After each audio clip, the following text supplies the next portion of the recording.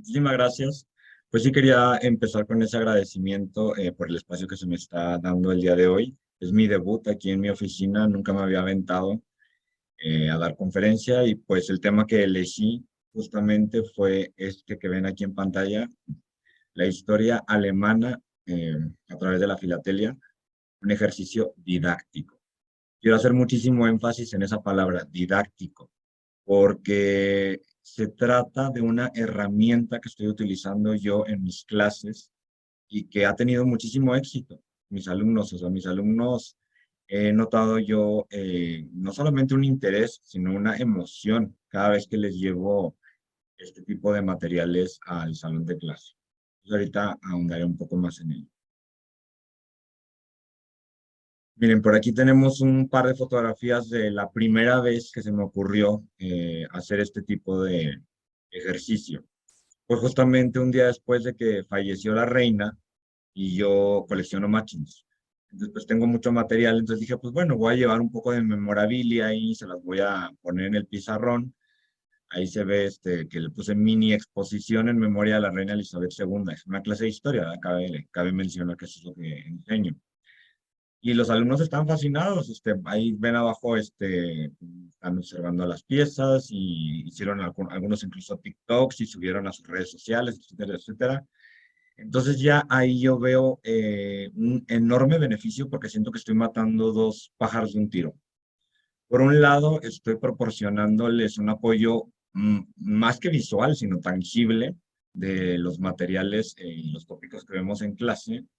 Y por otro lado, les estoy exponiendo a los sellos postales, porque muchos de estos chicos son chicos de 17, 18 años, 19, andan en ese rango, pues nunca en su vida han visto una estampilla postal o ni siquiera saben para qué sirven, ni siquiera saben de su existencia, ¿no? Entonces yo lo que planteo aquí es el empleo de la filatelia y afines, porque también, por ejemplo, he llevado billetes, tarjetas postales, etcétera, etcétera, como una herramienta, ¿no? Como un apoyo para la enseñanza de la historia. Incluso yo a este ejercicio le puse como título el museo viene a tu salón de clase. Bueno, que yo les traigo aquí el salón, el museo.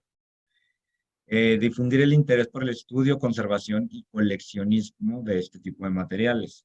Cada vez que les llevo esto, pues les platico un poquito, ¿verdad? Brevemente para no quitar mucho el tiempo de clase, por supuesto, no me puedo dar ese lujo, pues cómo se conservan este tipo de materiales, por ejemplo, les decía mucho, guarden los billetes de 20, guarden los billetes de 50, por ahí no les cuesta nada, verán que en algunos años pues va a redituar ahí la inversióncita, etcétera, etcétera. Y con un alumno que despierta uno el interés, yo creo que ya es ganancia. Y hubo uno en específico que me enseñó unas clases después que había ido a una tienda de antigüedades y se había comprado tarjetas. Entonces, pues ya, para mí eso fue ganancia. Y sobre todo, pues me demostró que estaba funcionando esto que estaba realizando. Ahora llega el momento de cuestionarnos por qué he elegido Alemania, por qué la historia de Alemania en particular. Pues bueno, más allá de lo complejísima que es, ¿sí? Una historia prolongadísima y en muchas ocasiones muy difícil de enseñar a este tipo de chicos en esas edades. Es muy fácil que se vuelva tedioso, ¿sí? De hecho, fue justamente en este semestre que regresamos a las aulas. Yo había estado dando la clase en línea por cuestión de pandemia, llevaba 2 años. Y ya es muy diferente ver la reacción de los chicos ahí en el salón de clase. Y yo me di cuenta que con la unificación de Alemania se me estaban durmiendo. Se me estaban durmiendo y estaba batallando mucho para que levantara el interés en el tema. Además de que me tocó la mala suerte de que a mí me tocaba despertarlos porque era los lunes a las 8 de la mañana. O sea, yo les decía, yo tengo la misión de levantarlos para el resto de la semana. Entonces, para mí me lo puse como un reto personal. ¿De qué manera puedo hacer que la enseñanza de este tópico se vuelva muchísimo más interesante? Ahora, punto número 2. Voy a hacer una aseveración que a lo mejor es un poco atrevida, pero viene desde un lugar de haber enseñado historia, un poco más de 8 años. Yo considero que la historia de Alemania es prácticamente la columna vertebral de la historia de Europa. Y si tenemos en cuenta que la historia universal, como está planteada en los temarios que se nos dan en en la gran mayoría de las universidades, es eurocéntrica, estamos completamente de acuerdo. Y yo trato mucho de meterles, pues bueno, hablemos de Asia, hablemos de África también, de América Latina, que a veces de Sudamérica, acá en México, nunca hablamos de Sudamérica. Y pues eso está completamente mal, ¿no? Que lo pasemos de largo.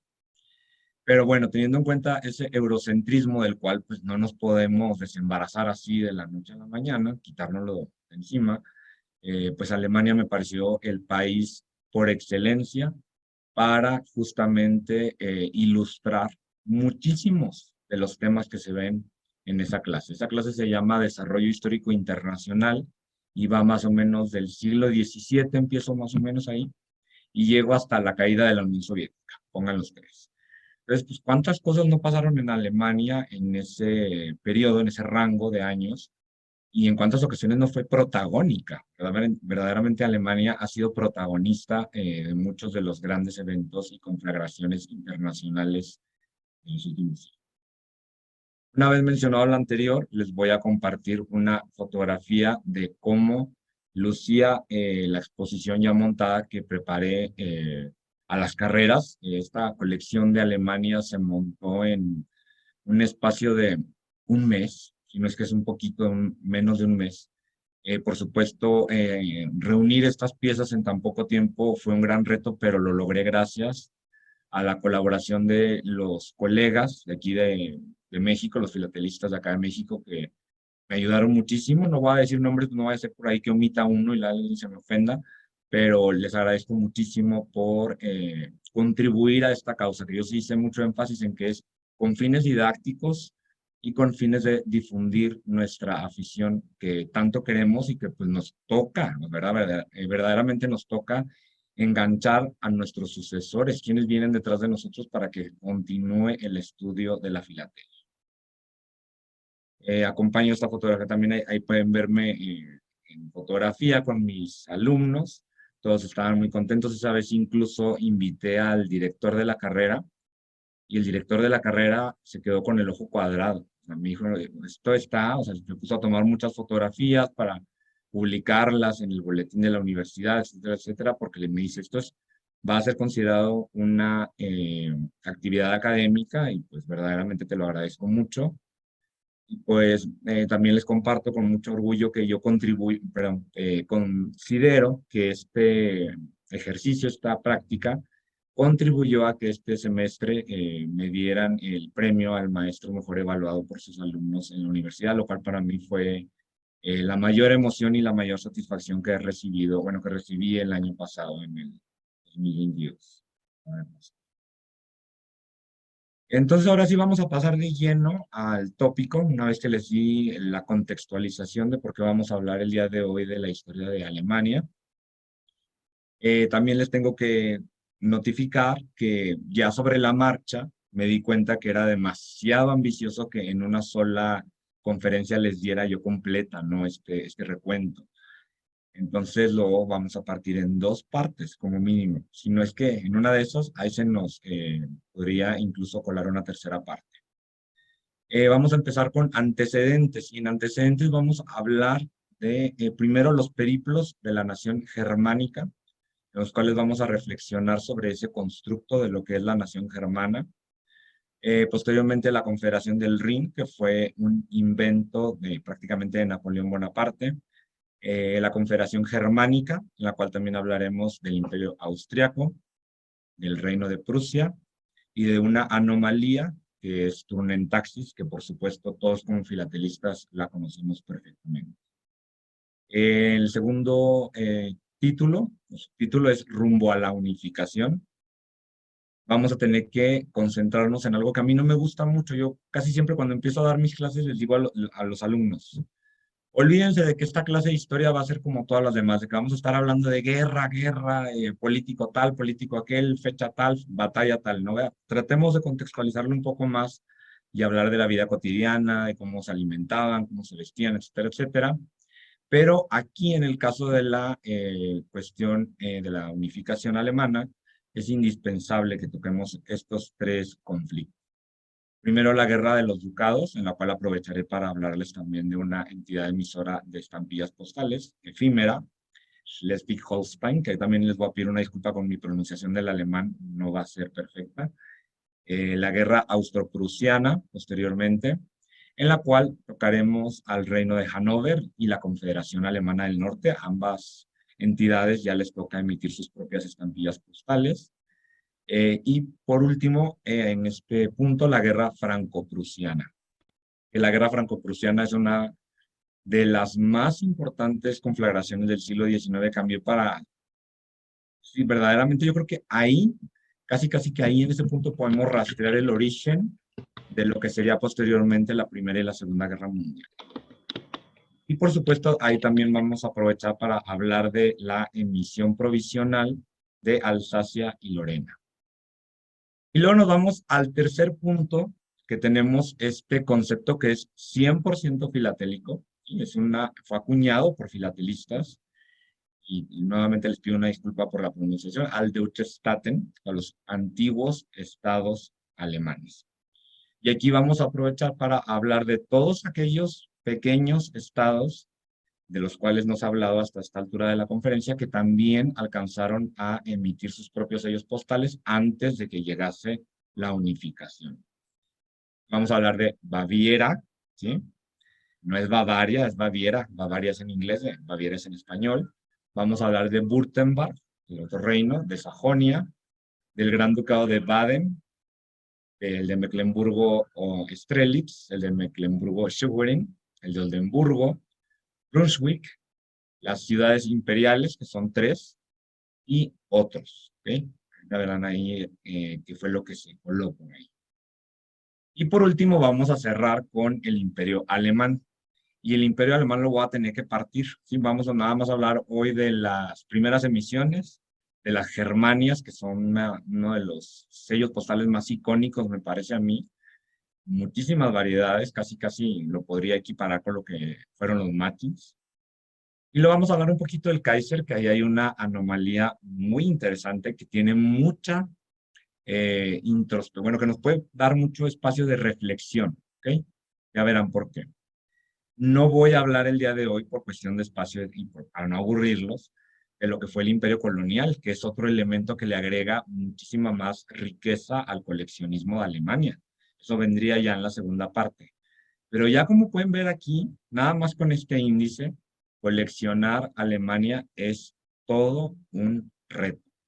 Y aunque originalmente mi intención era montar una colección que fuera solamente representativa, es decir, una muestra, digámoslo así, tener solamente una muestra, pues ya saben cómo es la filatelia y uno se emociona y uno le empieza a interesar cada vez más, quiere uno pues llenar los espacios, no llenar los huecos.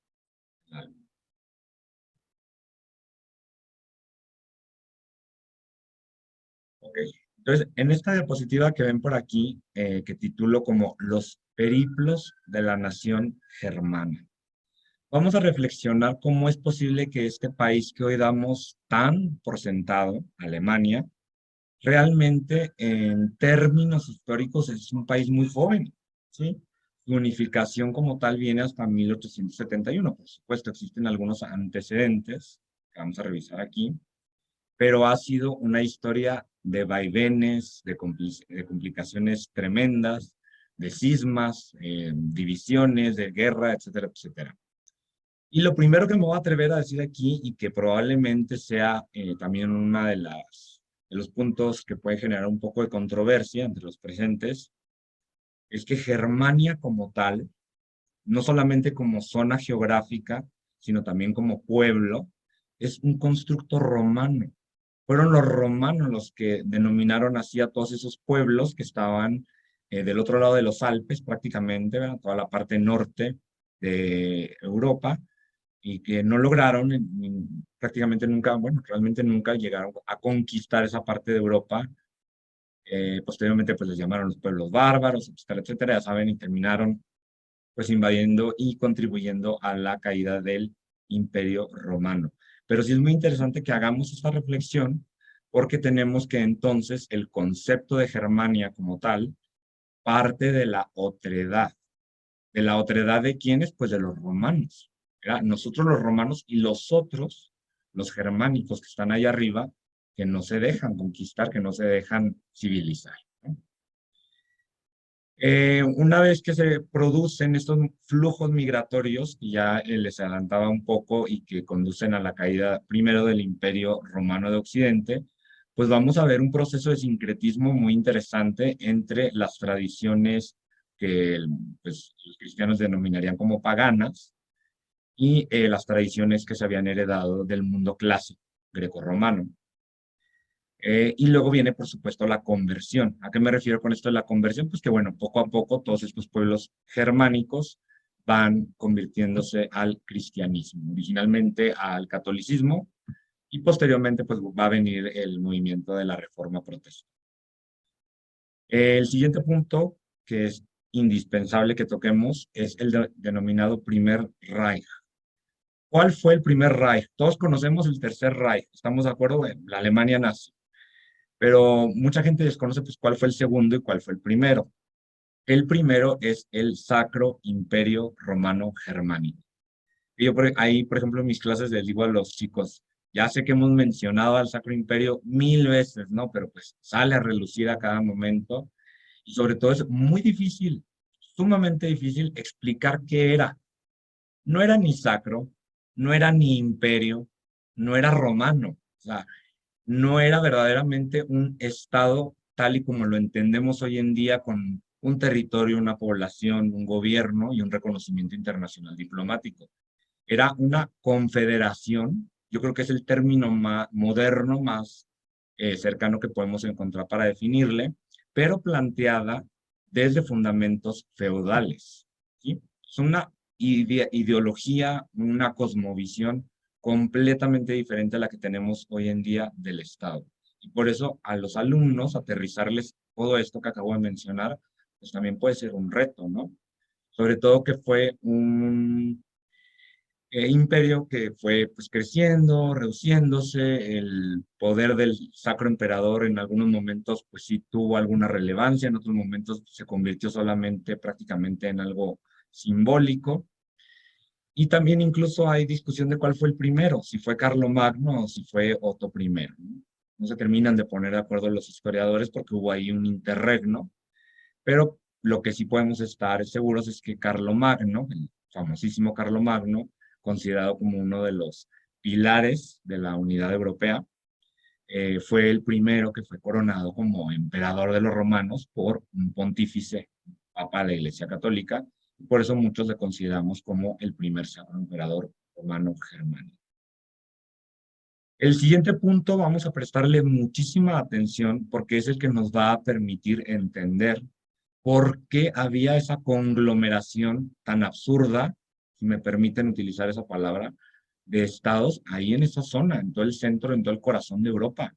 Numerosos, o sea, uno ve un mapa del Sacro Imperio Romano Germánico del siglo XVI, del siglo XVII, es impresionante la cantidad de estados que había, ¿no? Pequeños países, digamos así. Pues bueno, esto fue resultado principalmente de un sistema que adoptaron las familias reales de esa región, que era la partición. Al contrario de la que adoptaron, por ejemplo, en Francia, en Inglaterra, en España, que era la primogenitura. ¿Qué significa eso? Que el primogénito es el que hereda todos los territorios del reino, ¿no? Todas las posesiones de la corona. Pues no, acá en Alemania lo que se solía hacer es que el monarca, si tenía 3 hijos varones, cada uno de esos hijos varones iba a recibir una parte del reino. Entonces, conforme iban pasando los siglos, pues obviamente se iba fragmentando y fragmentando y fragmentando hasta que quedó hecho esto, parecía un vidrio quebrado, ¿no? Un vidrio roto. Por supuesto, también ahí tenemos que tener en cuenta que Alemania observaba la ley sálica. ¿Qué significa esto? Que cuando se extinguía una línea masculina, de padre a hijo, estrictamente agnaticia, pues ese trono debía de regresar, o ese territorio debía regresar a el pariente más cercano que también descendiera del mismo ancestro en línea masculina. Entonces, vemos ahí esa fluidez de estados que van apareciendo, desapareciendo, vuelven a aparecer, etcétera, etcétera. Yo creo que el ejemplo por excelencia ahí son los sajones, Sajonia, Coburgo, Gotha, etcétera, etcétera. se fragmentaron de una manera impresionante. En el siguiente punto, los Habsburgo, ya llegamos a los Habsburgo. Lo que ven aquí, que tengo por aquí en mi solapa, es una corona de Austria, justamente, por eso me la puse el día de hoy. Me pareció que sería muy representativa de lo que estoy hablando. Eh, no sé si ustedes lo sepan, pero el puesto de Sacro Emperador Romano Germánico era electivo, ¿sí? Había un colegio de electores, príncipes del Sacro Imperio, que eran los que se encargaban de votar para quién iba a ser el siguiente emperador. Pero resulta que los Habsburgo acapararon el título desde 1519 hasta 1806. Entonces, era prácticamente de facto hereditario y no electivo ya. ¿Cómo aseguraban esto? Pues por supuesto que existían los bribes, ¿sí? La corruptela de pagarle a los electores para asegurarse de que el siguiente emperador fuera un Habsburgo. Además, por supuesto, como ustedes lo saben, los matrimonios estratégicos. Ahora, ¿cuándo se termina el Sacro Imperio Romano Germánico? Pues fue una más de las obras de Napoleón Bonaparte, cuando Napoleón Bonaparte anduvo por ahí haciendo de las suyas a principios del siglo XIX, va a presionar para que se disuelva esto que él consideraba una reliquia del feudalismo, y verdaderamente eso era, una reliquia del feudalismo que ya no correspondía con la realidad de ese momento, un mundo que ya estaba todavía en el mercantilismo, pero ya digamos transicionando a un capitalismo temprano, y en el cual ya se empezaban muy apenitas así a escuchar las ideas de democracia. Y una vez que es abolido el Sacro Imperio Romano Germánico, pues Napoleón Bonaparte lo va a sustituir por la Confederación del Rin. Obviamente, si nosotros quisiéramos armar una colección temática, por ejemplo, pues no vamos a encontrar sellos de estas épocas, ¿verdad? Todavía no existía el sello postal como tal, pero a lo mejor podremos encontrar material de historia postal que nos podría ayudar a ilustrarlo. Y por supuesto, algunas emisiones posteriores, como la que había en la diapositiva anterior que celebraba justamente el Sacro Imperio, y en esta a Napoleón. Nada más lo que yo sí sugiero que es importantísimo es que veamos y que cuidemos mucho que estas emisiones sean eh, justificables. ¿Qué voy a esto? No, no nos vamos a ir a un Napoleón que fue emitido en Chad o en algún país que nada tenga que ver, ¿verdad? Tiene que ser relevante y justificable esa emisión, o si no ya estaríamos incluyendo algo nocivo en nuestra colección.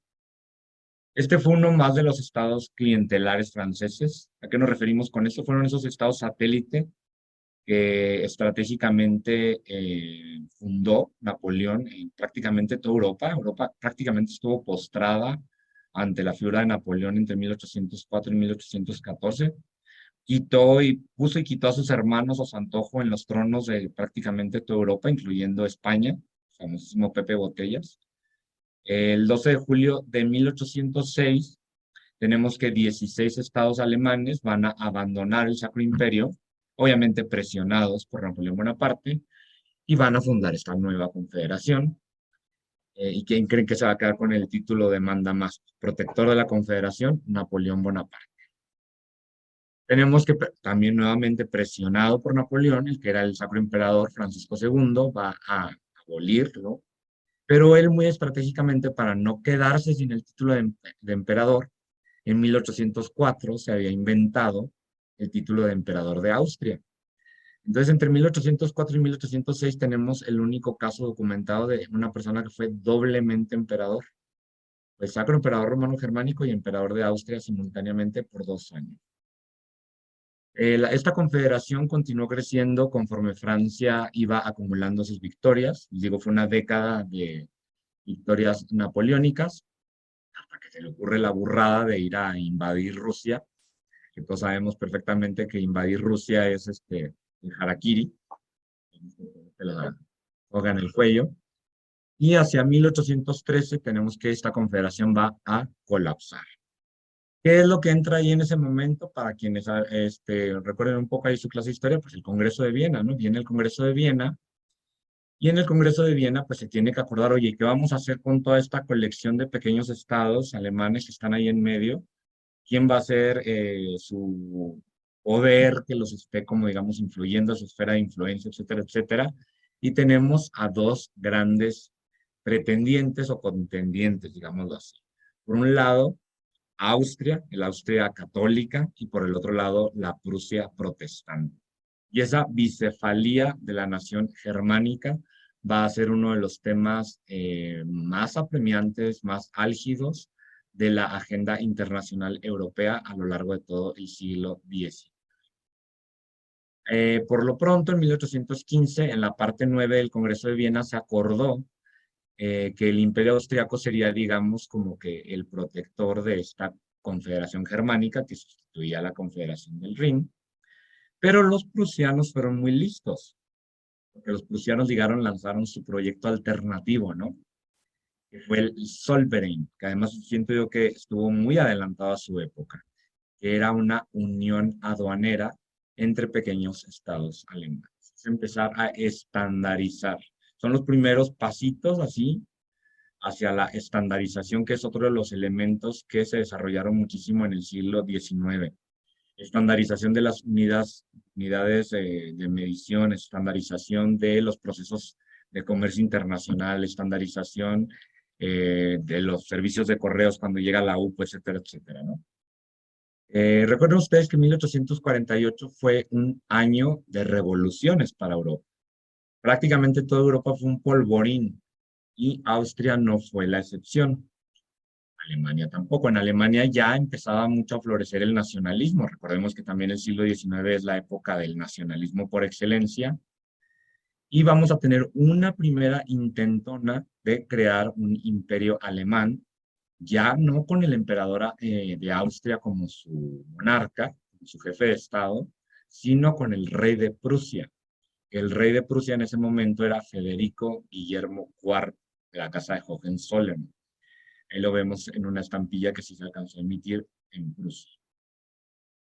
Pero este intento fracasó, sobre todo porque las aspiraciones de quienes habían, digamos, impulsado el establecimiento de este imperio eran completamente incompatibles con la ideología de este monarca. Él todavía era muy absolutista, muy conservador, mientras que los revolucionarios, pues obviamente querían una monarquía constitucional, sino que una república.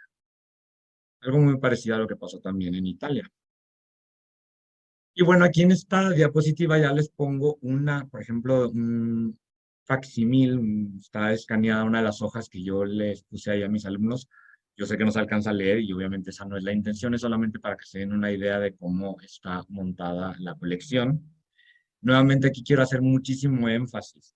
Recuerden ustedes que esta colección está construida con fines didácticos.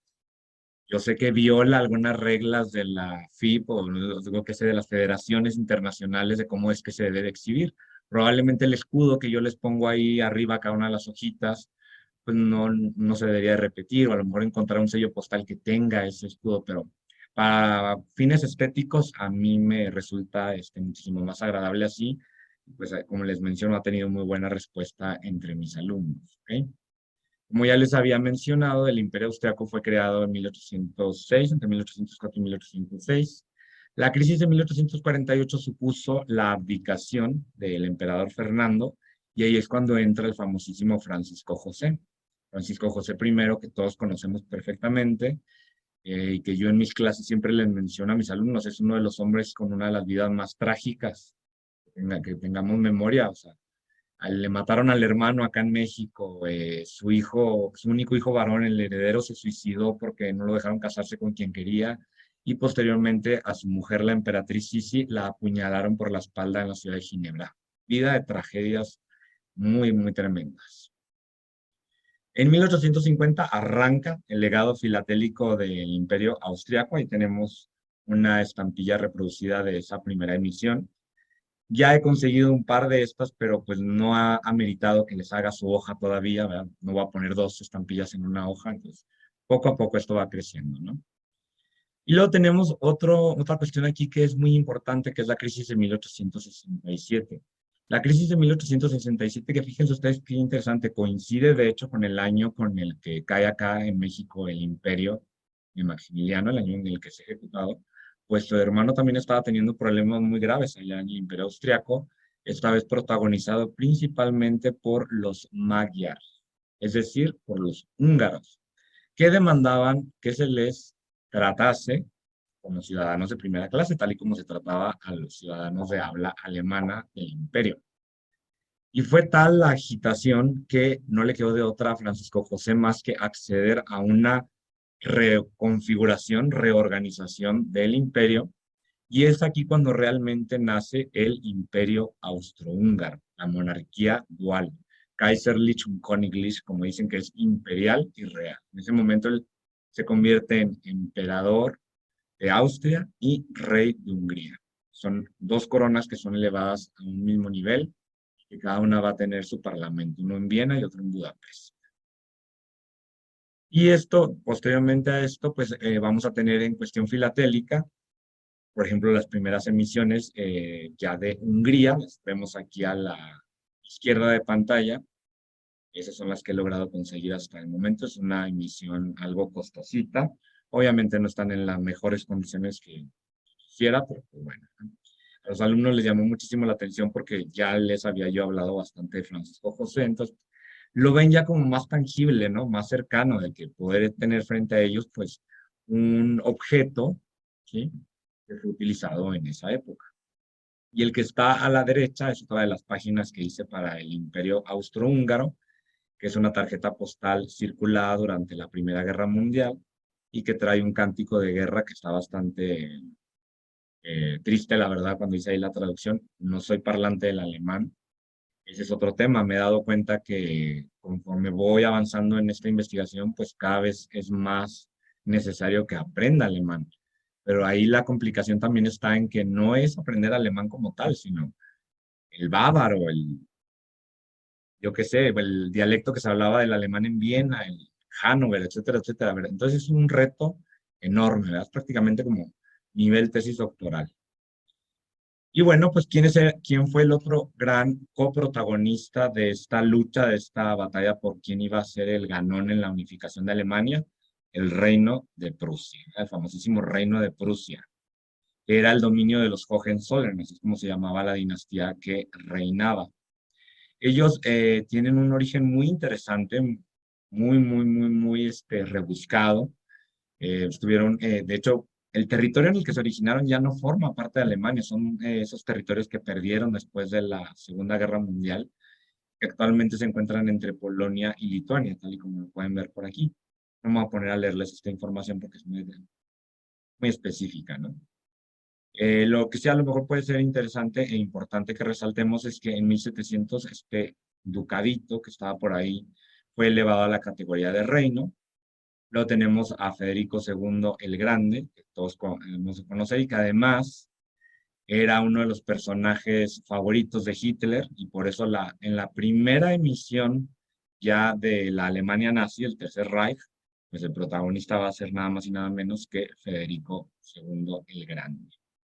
Este reino emite sellos entre 1850 y 1868. Ahí podemos ver una selección de estos. También en el caso de Prusia, he conseguido muy poquitos. Todavía no tengo suficientes para montar, digamos, una hoja.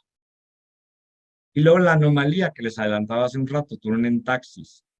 Y que esta incluso me permite a mí hacer una reflexión que va a retomarse en unas semanas cuando les hable de la posfilatelia. Voy a hablar de la posfilatelia en algunas semanas. Turing Taxis era un servicio particular, ¿sí? Una familia a la cual se le concesiona el manejo del correo en buena parte de lo que hoy en día es Alemania y que va incluso, como pueden ver ustedes aquí, emitir sus propias estampillas postales. Eventualmente, pues ya este servicio es absorbido por el Estado y se les quita este privilegio. Pero ¿por qué hago tanto ese énfasis? Porque estas estampillas son perfectamente coleccionables, algunas de ellas muy caras, por cierto, y las incluimos en nuestra colección de historia de Alemania, ¿no?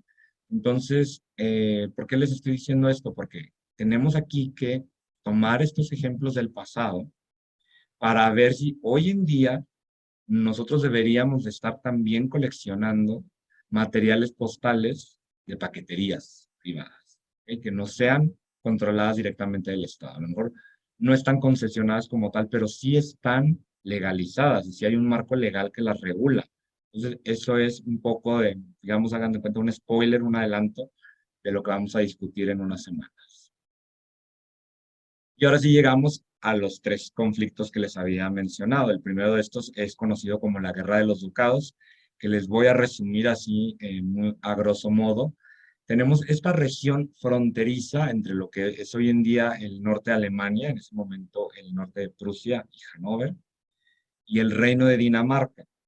Y esa región donde confluyen estos dos países, estas dos naciones, más bien dicho, se conoce como Schleswig-Holstein. Era un par de ducados que eventualmente fueron fusionados. En su momento, el que era el duque de estas dos entidades se convierte en rey de Dinamarca, que es el que tenemos ahí arriba, es Cristian IX de Dinamarca. Para quienes sepan un poco de realeza europea, él es considerado también como el abuelo de Europa, así como la reina Victoria, él también casó a sus hijos muy bien y los puso prácticamente en los tronos de toda Europa. Pero en esta guerra vamos a tener que, va a empezar porque Cristian IX quería anexarse ya por completo Schleswig-Holstein al reino de Dinamarca, lo cual tanto Austria como Prusia consideraron que era una afrenta a los intereses de la esfera germánica. Vean ustedes cómo ya existía realmente ese concepto de la protección de la población parlante del alemán, ¿no? O sea, todos aquellos que hablaban alemán que debían de estar dentro de una misma esfera, dentro de una misma frontera.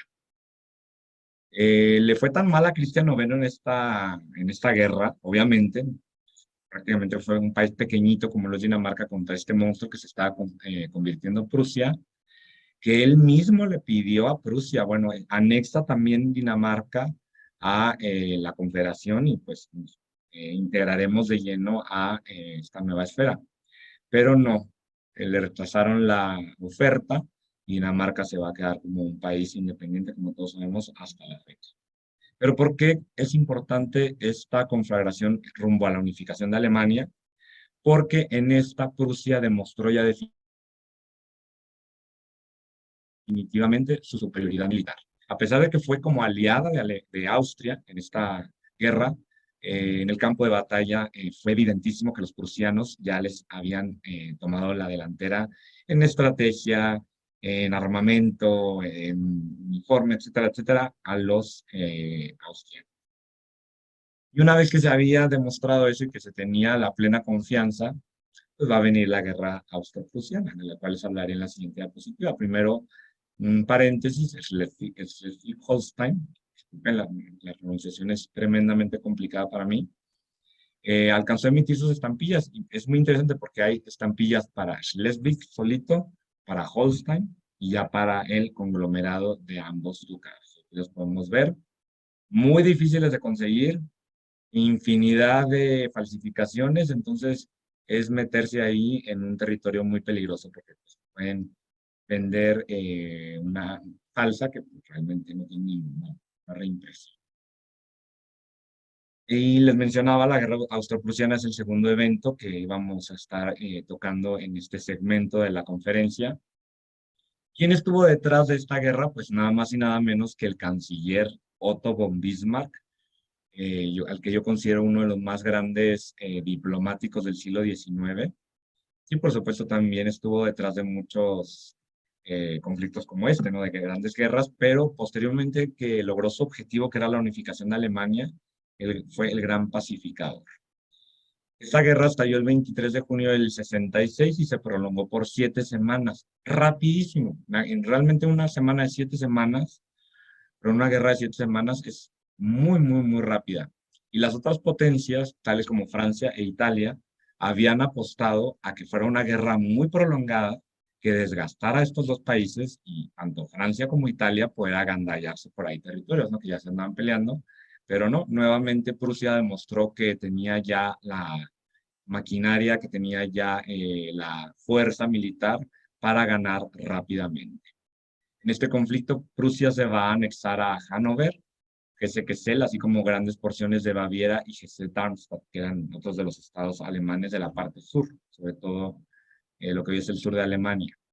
Como consecuencia de esta guerra, la Confederación Germánica, de la cual le platiqué ya hace unos momentos, colapsa y ahora sí va a ser sustituida por la Confederación Alemana del Norte, con Prusia como su gran protagonista. Y esta es ya prácticamente la antesala, el experimento, digámoslo así, rumbo a la unificación definitiva. Aquí del Reino de Hannover tenemos algunas estampillas y tenemos carta prefilatélica que es una de las una de las joyas que considero que he logrado adquirir para mi colección. Eh, pero las estampillas, les digo, también he estado batallando mucho para conseguirlas. Ya saben cómo es el correo, eBay, no me llegaron a tiempo, no alcanzaron a llegar a tiempo. Pero bueno, pues al menos ya tenemos ahí una pieza que nos representa además un momento muy interesante de la historia de Hannover, 1830, porque recordemos que Hannover estaba unido dinásticamente con Gran Bretaña. Gran Bretaña fue reinado por los Hannover desde 1714 hasta 1901. No, sí, de 1714 hasta 1901. 1830 fue un año muy importante porque en ese año falleció Jorge IV y fue sucedido por Guillermo IV. Cuando Guillermo IV fallece en 1837, ahí es cuando se van a separar las coronas, porque la británica pasa a Victoria, Reina Victoria, mientras que la de Hannover pasa a su tío Ernesto Augusto, porque recordemos que los tronos alemanes estaban regidos, ¿por qué? Por la ley sálica, entonces ahí una mujer no podía heredar. Un poquito después, unos 20 añitos después, va a caer el reino de Hannover ante Prusia, no va a ser anexado en el año 1866. Alcanzaron a tener 16 años de misiones filatélicas, entonces pues sí hay ahí un acervo, un testimonio muy interesante. Luego tenemos la Confederación Alemana del Norte, que también alcanzó a emitir sus estampillas. Y tengo estas dos piezas que son ya de mi colección también.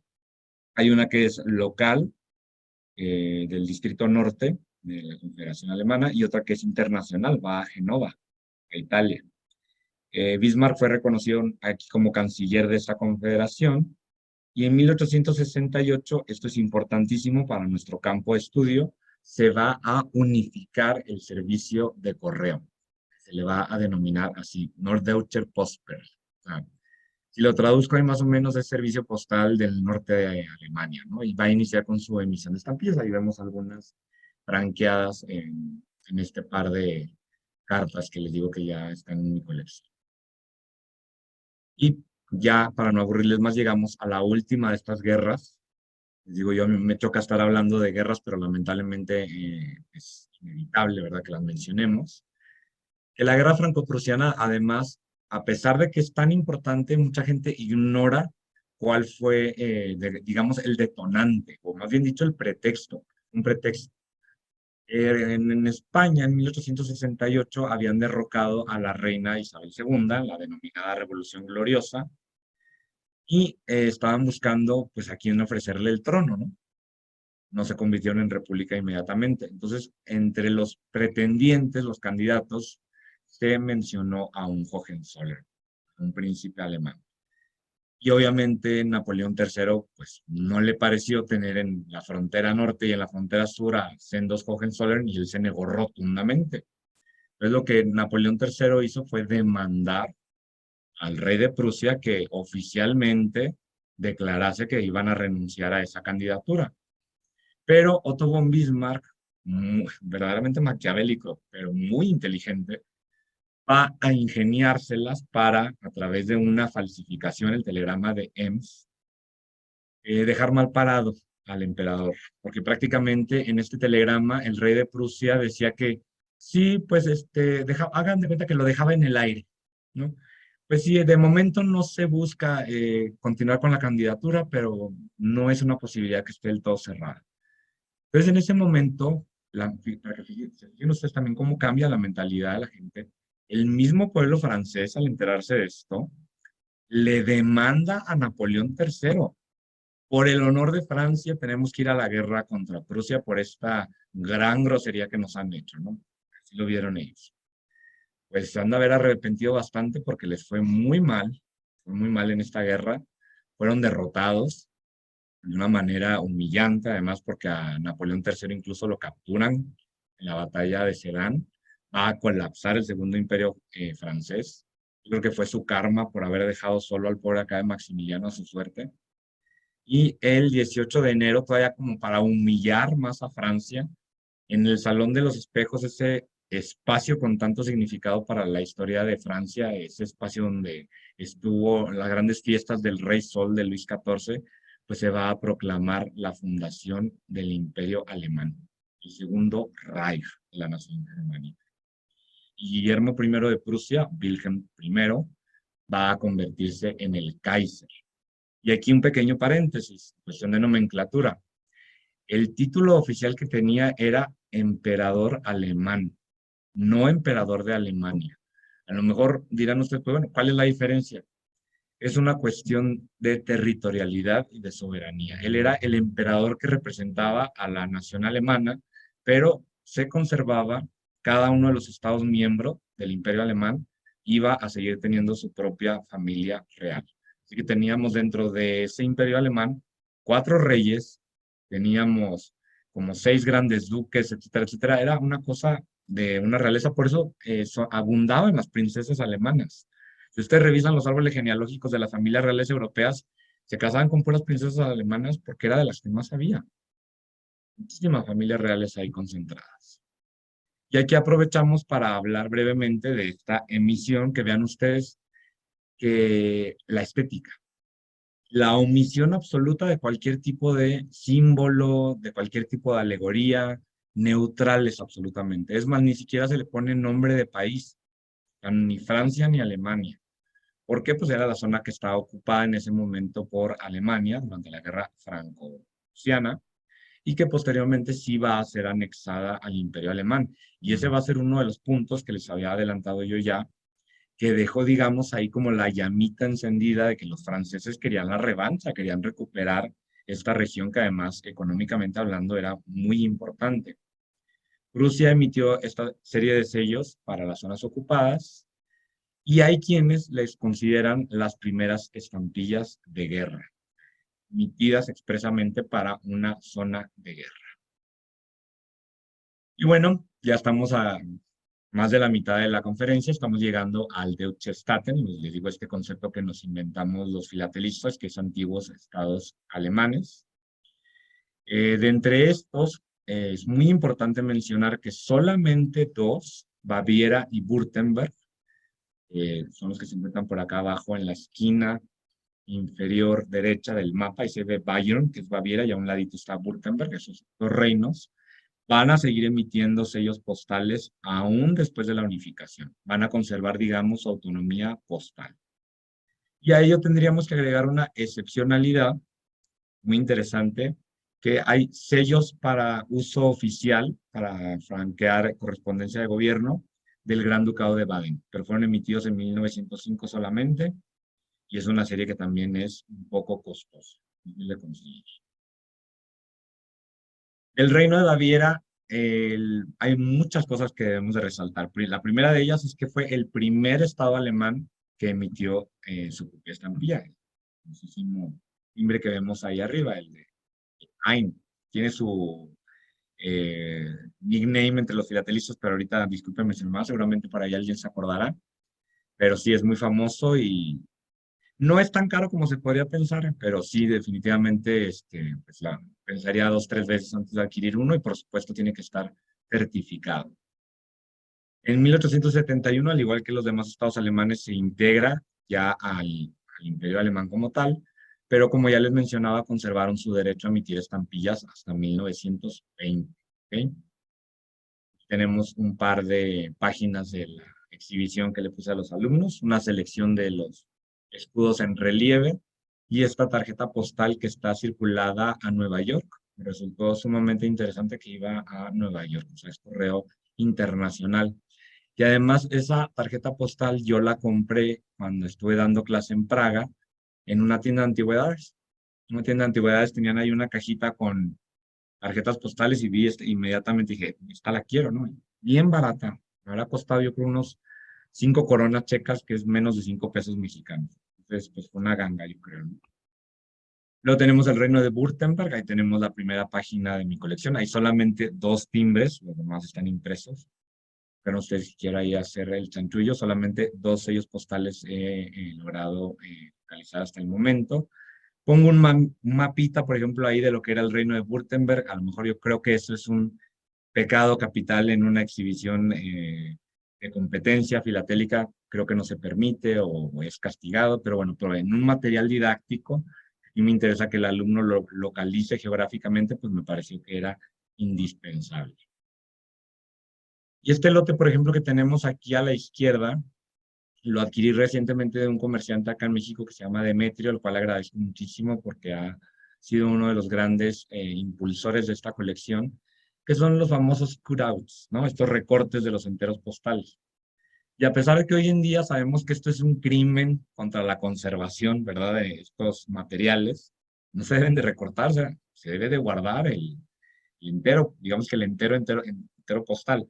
Pero al menos en este caso, y por eso es que me parece una de las páginas más interesantes de mi colección, la persona que hizo estos recortes, pues sí sabía lo que estaba haciendo, ¿no? Porque cuidó que se quedara la cancelación completa, la marca postal, entonces sabemos en qué locación fueron utilizados, así como la fecha. Y luego la que tenemos a la derecha, les puedo incluso contar una anécdota. Es el rey Wilhelm II de Württemberg. Ayer estuvo conmigo aquí de visita una compañera de la carrera, que también le gusta muchísimo la historia, y pues obviamente le enseñé esto que estoy construyendo en estos días. Y luego que vio esta página me dice, ay, mira el Kaiser. Y le digo, no, amiga, no, no es el Kaiser, se llamaban igual, pero este era el rey de Württemberg.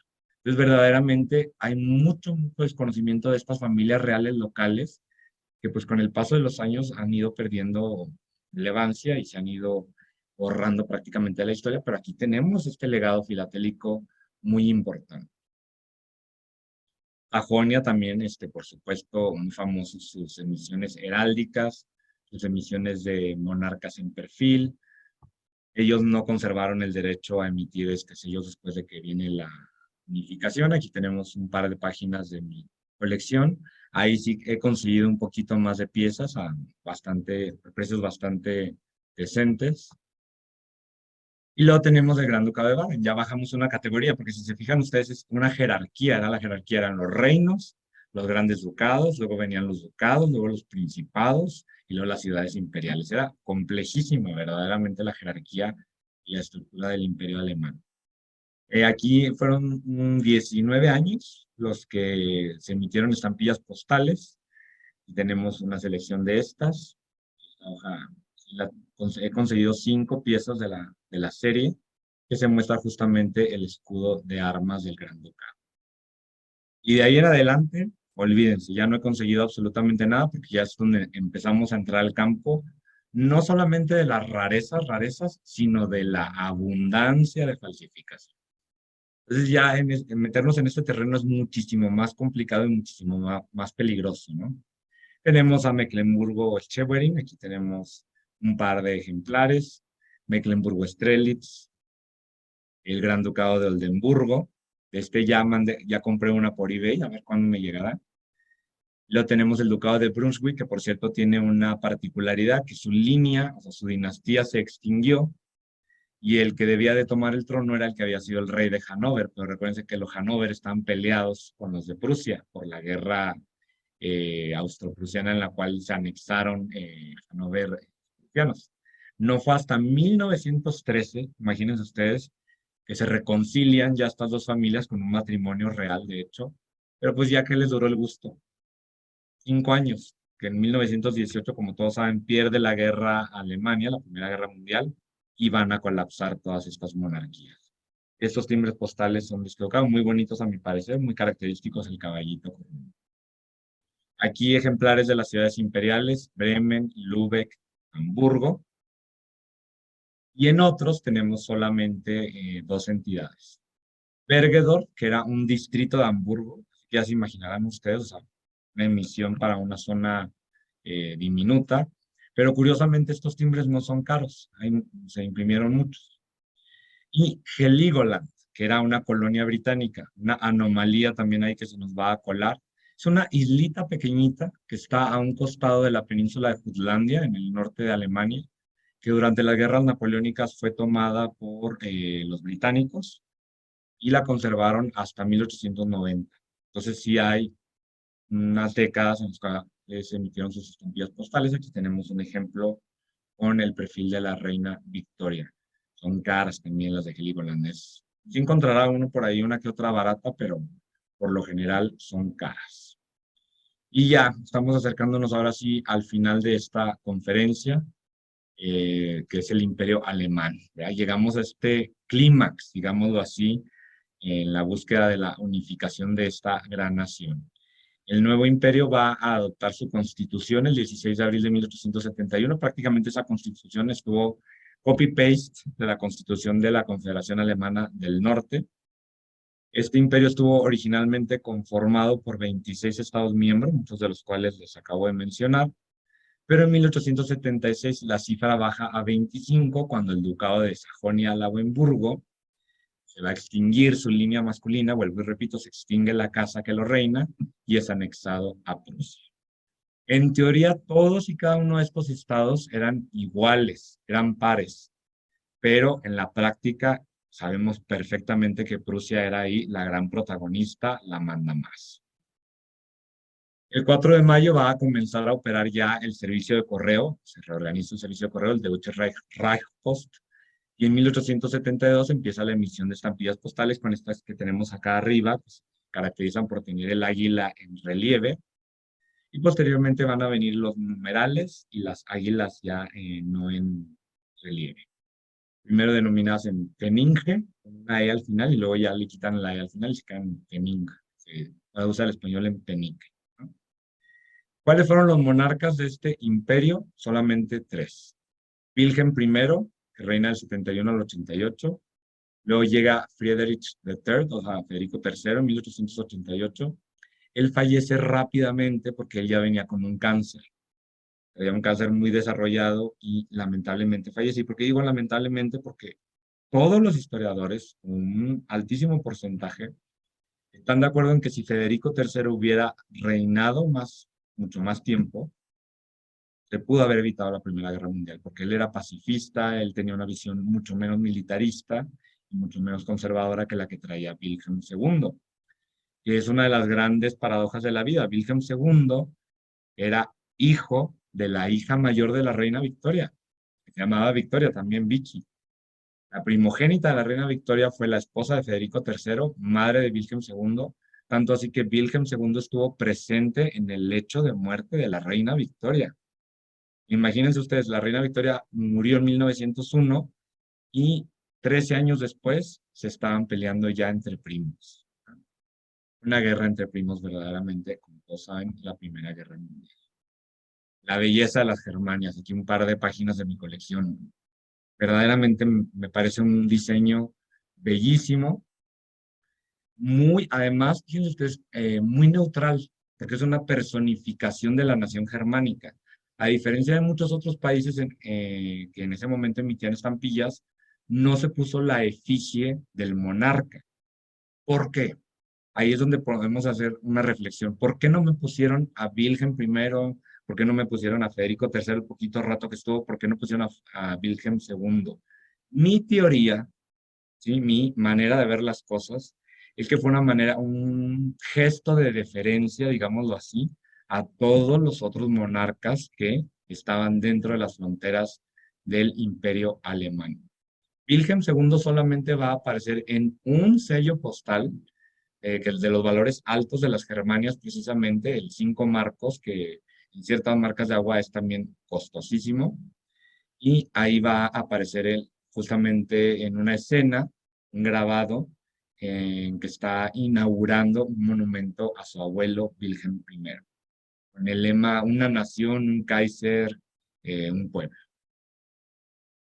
En donde sí podemos encontrar a Wilhelm, y estas dos piezas también son de las que más atesoro en mi colección, me parecen bellísimas, en los enteros postales, ¿sí?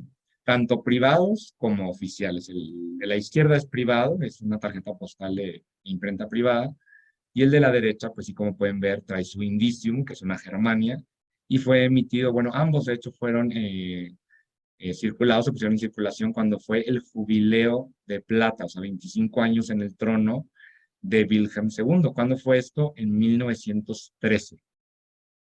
Y les voy a platicar algo rápidamente. En 1913, cuando fue este jubileo de plata, que fue un año festivo, fue un año fastuoso para Alemania, incluso el New York Times publicó un artículo en el que llamaba a Wilhelm II como el gran pacificador o el gran pacifista de Europa. En ese momento lo veían como un hombre de paz, un hombre que había promovido la diplomacia, etcétera, etcétera. Fíjense ustedes cómo da vueltas la vida, que tan solo un año después arranca la Primera Guerra Mundial, y no tan justificadamente como verdaderamente es, se le ha acusado a Wilhelm II de ser el único responsable de la Primera Guerra Mundial. Por supuesto que sí tuvo un peso muy fuerte detrás de todo lo que fue los horrores de la Primera Guerra Mundial, pero no se le puede señalar a él exclusivamente como el autor, ¿no?, de la Primera Guerra Mundial. Estaríamos cayendo en una simplificación tremenda de todos los factores que llevaron a esa conflagración. Y ya estoy concluyendo. Solamente aquí en esta diapositiva les pongo un adelanto de lo que va a verse en la segunda parte, lo que pretendo platicarles en la segunda parte. Vamos a hablar de las misiones del Imperio Colonial, de las oficinas en el extranjero. Ahí vamos a hablar, por ejemplo, de las famosísimas series de los yates del Kaiser, las sobreimpresiones o sobremarcas de ocupación de la Primera Guerra Mundial, que es una de las características más interesantes de la filatelia alemana, abundancia tremenda de sobremarcas. Si acá en México decimos de los gomígrafos de la Revolución Mexicana, no, hombre, los alemanes nos dicen quítate que ahí te voy, porque hay sobremarcas, pero para aventar. Territorios en plebiscito, todas esas zonas que después de la Primera Guerra Mundial quedaron, digamos, como que en el aire de si iban a permanecer en Alemania o si iban a ser transferidas a otros países como Francia o Polonia. Vamos a hablar de Sarre, de Danzig, de la República de Weimar, el Tercer Reich, que yo sé que es un tema delicado, lo vamos a manejar desde un punto de vista completamente académico y neutral. Las zonas de ocupación en la Segunda Guerra Mundial y, por último, la ocupación aliada de Alemania. Y pues bueno, espero no haberlos aburrido mucho, que hayan disfrutado un poco esta conferencia que he preparado con realmente mucho cariño por la intención que les menciono, que era para mis alumnos, de que tengan algo tangible ahí en el salón de clase, y que además ya los lunes llegaban emocionados para ver qué les iba a poner en el pizarrón. Entonces es algo que me ha llenado mucho mi espacio libre y que me ha mantenido ocupado y apasionado de la filatelia. Muchísimas gracias a todos. Gracias a ti, Carlos. Fascinante manera que has hecho desarrollado esto. Te felicito. Muchísimas gracias. Muchísimas gracias. Pues Muy bien, bueno, Carlos. lo que me quieran preguntar, adelante. David, creo que... Y Jorge Guay está con la mano en alto. Jorge. Felicidades, Carlos.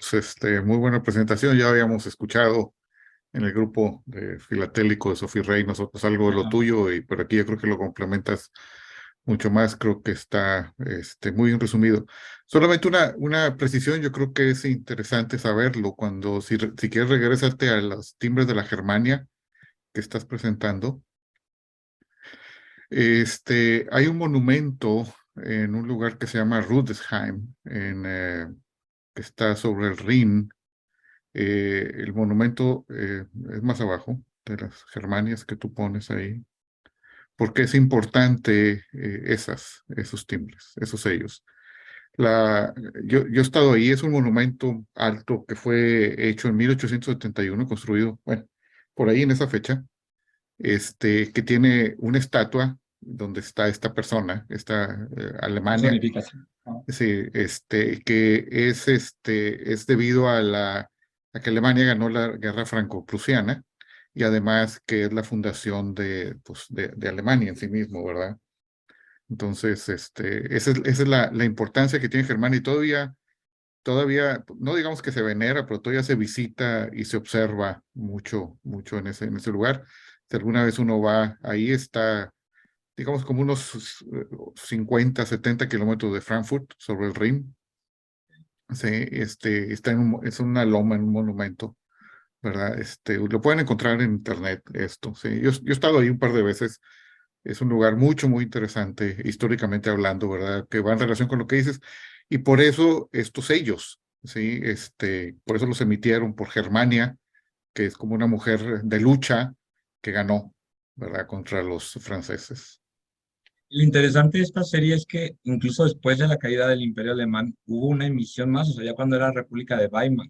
Por eso Ujú. les digo yo que era muy neutral, o sea, era convenientemente neutral. La serie permanente logró sobrevivir, digamos, al régimen del Kaiser. Continúa un par de años más después, ya en el periodo de la República de Weimar. Pero Sí. bueno, eso vendrá en la segunda parte. Es una serie muy interesante. Sí, Muy, muy interesante y extensa, similar a La Sembradora que yo presenté alguna vez de Francia. Sí, esta me ha exactamente. interesado a mí también, pero es más complicadita. Sí, creo que es como, pues sí, lo que podríamos hacer equiparable con Francia. Sí. Bien, Felicidades de nuevo, Carlos. Muy bien. muchas gracias. David, ahora sí, ¿querías comentar algo? No, nada más felicitarte, Carlos. Gracias, Como siempre, buenas cátedras que das. gracias. Carlos, yo tengo una curiosidad y esta viene por parte de los catálogos. En los catálogos hay un territorio que se llama Memel o Memel, no sé cómo se pronuncia. Memel, Es antes de Memel. México, de hecho, a nosotros siempre, sí, cuando sacamos la copia de México, y viene, Viene ahí, meme. viene con ese. Mm, Ese era un territorio alemán, pero ¿dónde encaja en todo esto? Porque lo has explicado muy bien, algo que yo no sabía, ¿no? La manera que se fue dividiendo y creciendo, casi como una pirámide, digamos así. Entonces, mientras más avanzas, hay más fragmentación. ¿En qué momento sale este Memel o Memel? Después de la Primera Guerra Mundial. Es de los Oh, territorios ok, estos es que les digo posterior. que viene en la segunda parte, ahí les voy a hablar. Perfecto. Y una segunda curiosidad. Sé que Rumanía tuvo un rey que fue alemán. Era Hohenzollern ¿Rumanía fue también. Alemania? No, o sea, ellos, acuérdense que en ese entonces todos los países que se fueron independizando en la parte oriental de Europa, en la parte oriental de Europa, la tradición era pues elegir a un monarca de una de las dinastías pues, de antaño, ¿no? Por ejemplo, en Grecia, originalmente eligieron a un Wittelsbach, a otro. Y en Oh. el caso de Rumania, eligieron a un Hohenzollern. Por eso es que tuvieron un príncipe. Así como los Sajonia-Coburgo y Gotha, que de repente estaban en todos los tronos de Europa, en el de Bélgica, en el de Portugal, en el de Gran Bretaña incluso, que Victoria se casó con un Sajonia-Coburgo. O sea, adoptaron un rey, como quien dice. Pues ya, haz de cuenta, por eso cuando acá en México llegó Maximiliano, y mucha gente lo ve como, ¿cómo es posible que nos impusieran un monarca extranjero? En Europa era lo más normal del mundo, era la práctica, era lo normal. Oh, ok. Gracias por esa aclaración. De Jorge. nada. Oye, Henry, Memel hoy en día es Lituania. Ok, Ah, ok. es el territorio de Lituania. Si tú te fijas, está pegado a Polonia y pues eso era Prusia también. Sí, por eso está ahí. Yo lo sé porque la sembradora, que es francesa, también pues tuvo su injerencia en Memel. Sí. También sembró por ahí. O su presencia en Memel, ¿verdad? Y No, sí, la verdad. hay sobremarcas de la sembradora ahí. Y esos territorios pues eran prusianos realmente, ¿verdad? Y ahí es donde era Memel, hoy en día Lituania. Y Gracias. creo que también parte del pedacito de Rusia que hay ahí, ¿no? ¿Cómo se Sí, llama? hay un Kaliningrado. Kaliningrado, es un pedacito pero eso no era, eso siempre ha sido ruso.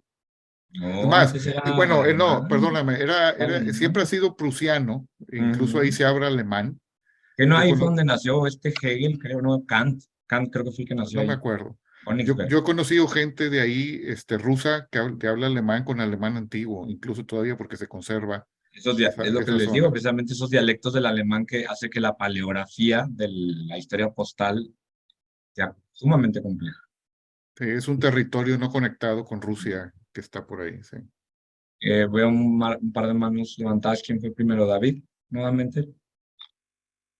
Carlos, Dime. ahorita que hablas de los reyes, hay una foto que a lo mejor la tienes, que Mm, sale el Kaiser Guillermo II, sí. el Nicolás II de Rusia y el rey de Inglaterra, creo que era Jorge Jorge, V. que los Ujú. tres son primos y están igualitos. Sobre todo Jorge V y Nicolás II parecen gemelitos. Los podías Muchos cambiar, gemelos. eran primos todos ellos. Gracias, Y luego, Arnulfo, por el mensaje. Sí, sí, sí, la he visto la foto, por supuesto. Y es una gran tristeza, ¿no? Que esa guerra, esa Primera Guerra Mundial, pues fue entre primos, pura familia. Mauricio, Carlos, felicidades, muy interesante, muy bonita la conferencia que nos has dado hoy. Me gustaría saber cómo ha sido la reacción de tus alumnos con las estampillas y qué comentarios hacen. ¿Cómo has notado si ha habido un cambio de actitud de ellos de antes de las estampillas y después de las estampillas como método didáctico? totalmente, verdaderamente, como les dije hace unos momentos, me tocó la mala suerte este semestre. Bueno, no mala suerte, el reto docente, digámoslo así, de ser yo el que se encargaba de despertarlos los lunes, ¿no? Porque era la primera clase de los lunes, entonces, pues, los recibía desvelados, los recibía, pues, desmañanados, etcétera, etcétera. Y pues esa fue la estrategia que encontré para que fueran el lunes emocionados. Ay, ¿ahora qué nos irá a llevar el profe? Y les digo, no solamente estampillas, les llevé billetes, les llevé tarjetas postales. Por ejemplo, una vez armé una colección de tarjetas postales aquí en Ciudad de México. Estaban fascinados, fascinados. Entonces empiezan a ver ya la historia como algo más tangible, no solamente esas fechas, esos nombres, etcétera, etcétera. Y pues les digo, estoy muy contento con los resultados que tuve y por supuesto que esto va a seguir creciendo. Esto va a ser solamente la prueba, el piloto, va a seguir creciendo. Para ahí va otra pregunta. ¿Algún otro colega tuyo, ya sea del mismo escuela o instituto donde trabajas o algún otro colega de tu clase en otro lugar, ha querido o ha tenido la intención de implementar filatelia como una herramienta didáctica? No sé, pero o sea, ahí en mi universidad no. Estoy Ah, en tu seguro que en mi universidad. Ajá. universidad no. Ujú. Pero no sé si Jorge alguna vez lo haya hecho en alguna de sus clases, o a lo mejor Fernando Elizondo probablemente. Yo utilizo algunos sellos nada más para mostrar cosas, pero muy puntual, no tan extenso como tú lo haces, Carlos. Por ejemplo, Fernando Elizondo es... cuando hablo de globalización, muestro Ajá. un timbre de Canadá de 1898, donde muestra el imperio El de Navidad. británico, ¿De el de Navidad? Navidad. Sí, el de Navidad de 1898, que yo creo que es muy significativo de los imperios, ¿verdad? Cosas así muy puntuales, nada complicado como lo que tú acabas de enseñar, que es mucho más complicado para montarlo y presentarlo, ¿verdad? Didácticamente, como tú lo dices.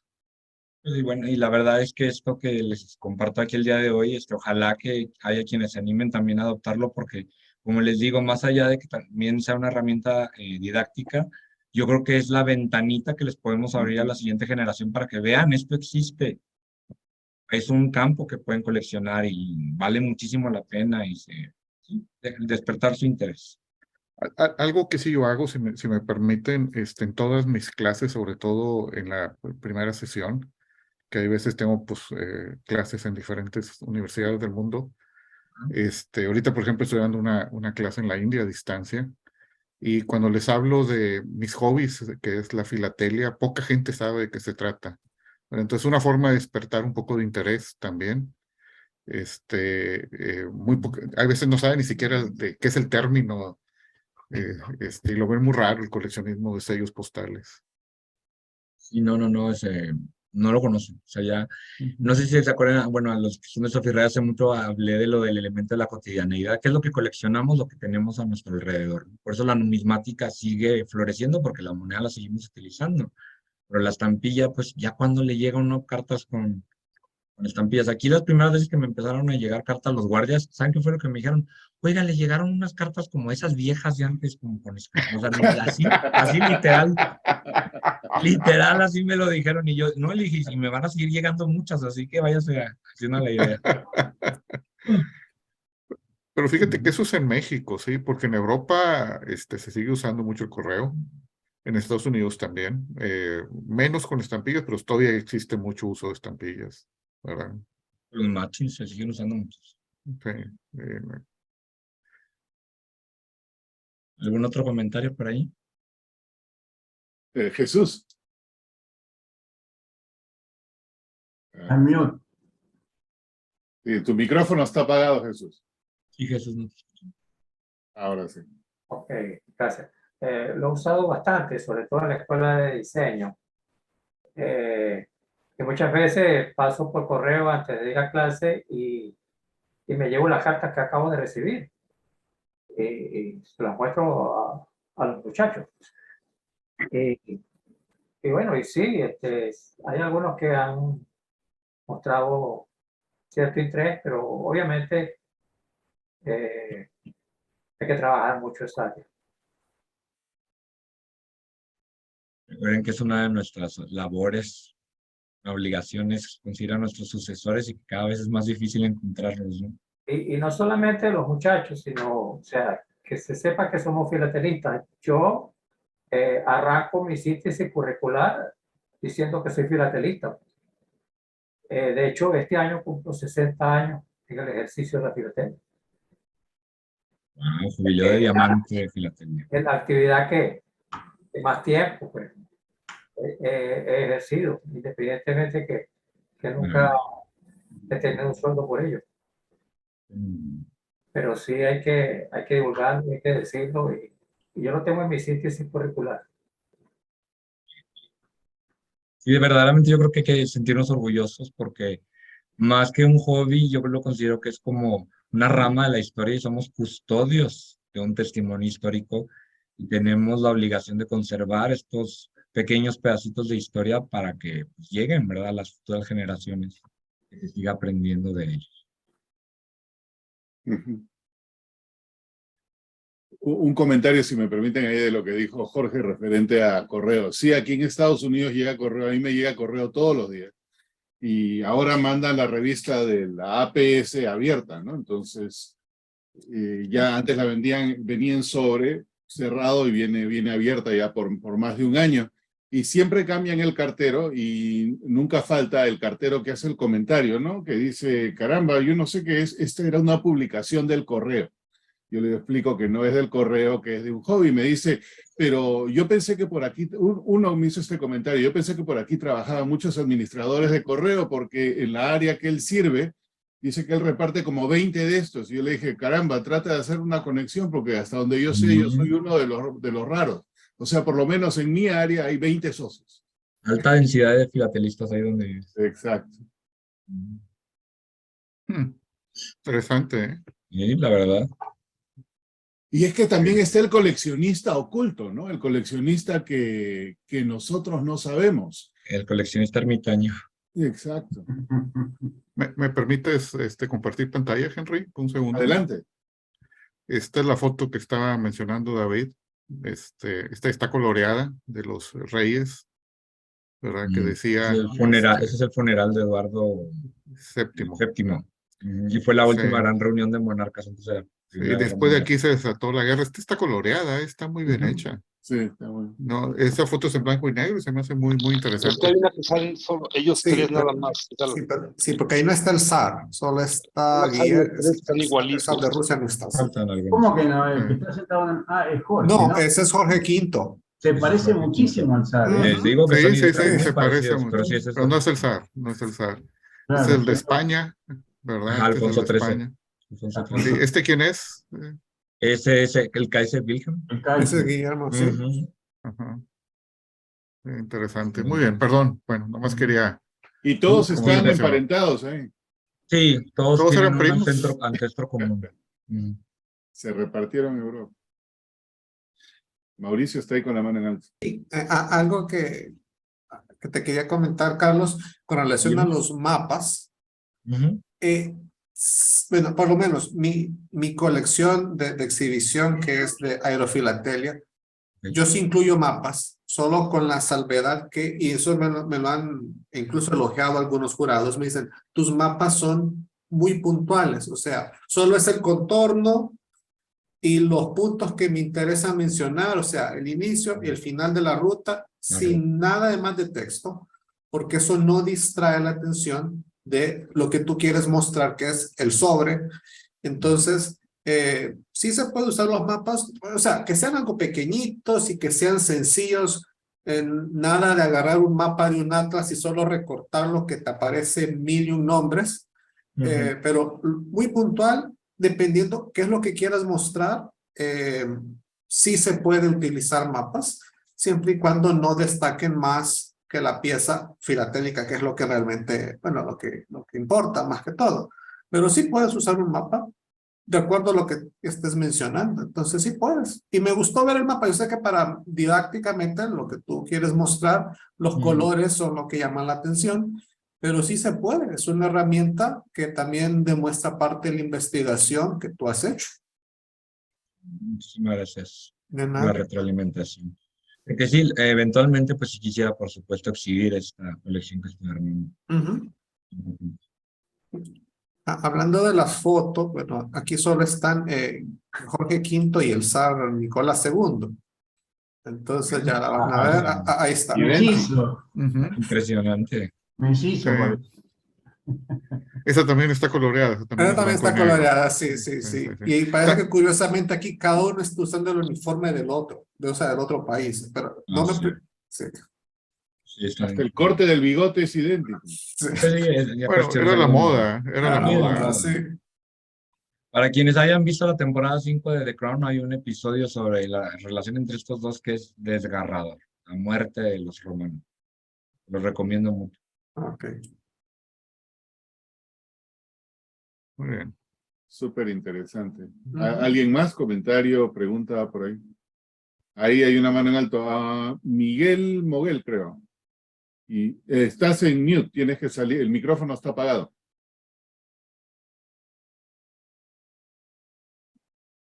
Ahora sí. Buenas noches. Antes Buenas que nada, noches. felicitaciones, Carlos, por esta gran conferencia que diste, que me interesó mucho. Yo tengo muchos timbres de Alemania y de los diversos territorios a los que te referiste. Primero que nada, pues me gustaría saber en qué forma podría yo comunicarme contigo para que me pudieras indicar una mejor forma para coleccionarlos.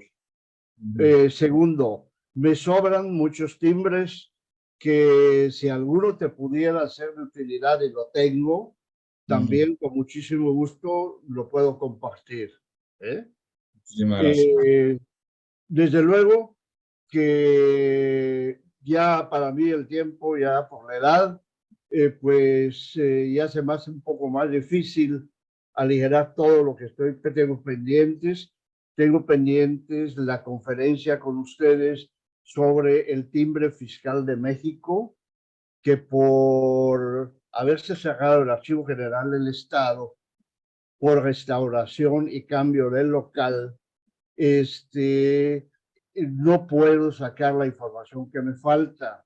También tengo pendiente terminar lo relativo al sello, al papel sellado utilizado en México, que al mismo tiempo lo estoy combinando con las monedas, con algunas de las monedas de los imperios de España, que en aquella época se utilizó en México.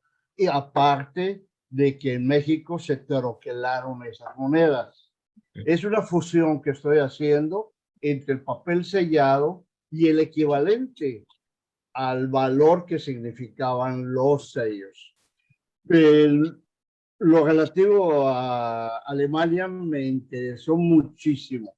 Yo soy bueno, no tengo conocimientos sobre informática, pero no sé si ustedes deben tener todos mi correo electrónico, ¿verdad?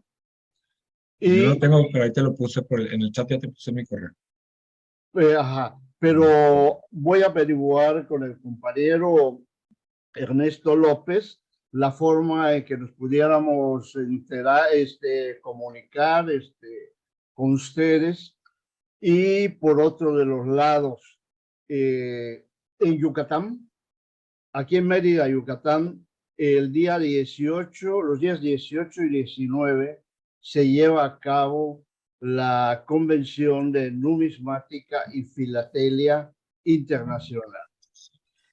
Somos solamente el Distrito México, la Ciudad de México y Mérida, Yucatán, donde el Banco de México pone un punto de venta, como Correos de México también pone sus oficinas como punto de venta. Pero a mí me encantaría, no sé qué oportunidad hubiera, de que las conferencias que ustedes dan con tanta precisión, porque ustedes son grandes estudiosos, ¿verdad? De la historia como de filatelia, si pudiera haber oportunidad en algún momento de poder compartir con el grupo de filatelistas de Yucatán alguna de sus conferencias. No sé qué me podrían decir sobre el particular. Están grabadas, todas se quedan grabadas, está el repositorio. En YouTube las encuentran. Ah, en YouTube. Ujú. Ajá. ¿Y hay oportunidad de poderlas dar a conocer? Y yo no tengo esa autorización. El anfitrión que nos diga. Las de mi oficina, por supuesto, están abiertas a todos. Las pueden compartir. Esa es la intención. Están precisamente abiertas para todos, para que las utilicen de la mejor manera que crean convenientes. Ah, bueno.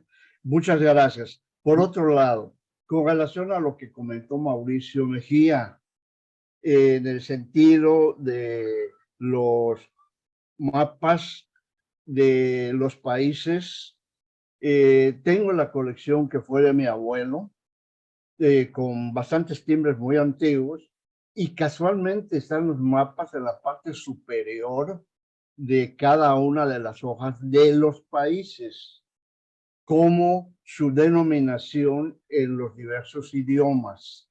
Pero aparte de ello, está la relación de timbres emitidos por valores de aquella época.